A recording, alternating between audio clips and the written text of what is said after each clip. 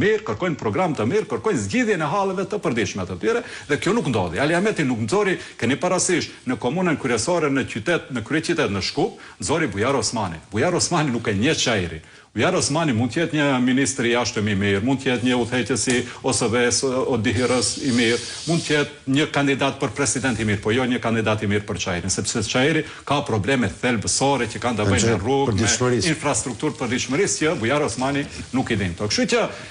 pra nuk ishte një realitet që përkonte me atë që kërkonin votuesit dhe prandaj ndodhi kjo që ndodhi. Sa i përket Tetovës, ju keni qeverisë 4 vjet, kështu që kishte një, do kisha thonë, një loj që dikush e prit, dikush jo, nga Maqedonasit, këtë rast nga komuniteti Maqedonës, votat maqedonëse, përderisa ne jemi pjesë e qeverisë, përderisa BD trumeton të gjithandej se unë në Tetov do të zgjidhem kryetare me votat e VMRO-s, doli e kundërta. Doli që votat e VMRO-s u ndanë në kandidatin e BD-s të opozitës dhe në mua dhe kjo na detyroi që të shkojmë në balotazh. Ka një ndarje bardhë e zi dhe shumë të shëmtuar në fakt, kur Tirana shikon faktorin shqiptar në Maqedoni. Ka një ndarje mes shqiptarëve të mirë dhe shqiptarëve të këqij. Dhe kjo është për mua është dramatike dhe vjen qoftë nga interesi i vogël i të përditshmes, qoftë edhe nga mosnjohja e realitetit. Për mua më shqetësuese nuk janë emrat konkret apo siglet e partive që konkurrojnë në Maqedoni, po e rëndësishme është sa i rëndësishëm është faktori shqiptar në Maqedoninë e Veriut, sa ndikues është ajo. Sepse nëse kanë pasur një fitues të qartë këto zgjedhje, ky është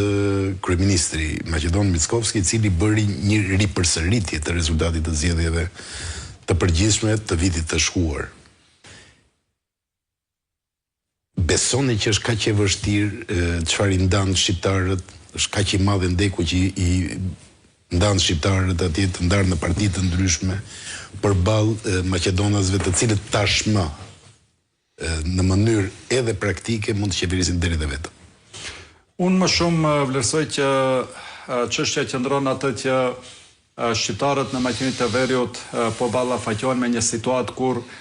po tentohet me çdo kusht me u fut në qeveri. Nuk është shumë çështjen se kush do t'i përfaqësoj shqiptarët, sa e shoh çështjen që edhe përkundër faktit që dikush po futet në qeveri me një sistem që ekziston në këtë rast kur flasim për zgjedhjet e fundit, për shkak se ne vlerësuam që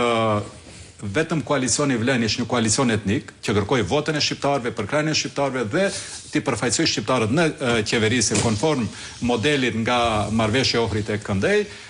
ishte BD ajo që pretendonte edhe pse një koalicion qytetar multietnik, bashkë me pakica tjera, pretendonte që t'i përfaqësoj shqiptarët dhe ofronte, do kisha thënë,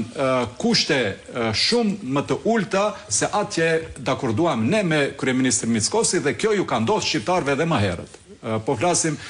edhe para viteve 90-ta, vitin më konkretisht para viteve 2000, vitet 98, kur ishte në skenë atëherë PPD dhe PDSH, kur PPD si fituese në Lupçe,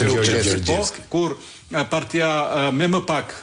përkrahje të shqiptarët u fut në qeveri dhe prishi kushtimisht thënë pazarin apo marrëveshjen për të përfaqësuar shqiptarët. Kjo ndodhi edhe në 2006 në 2008 dhe kjo po tentohet që të ndodhë edhe tani.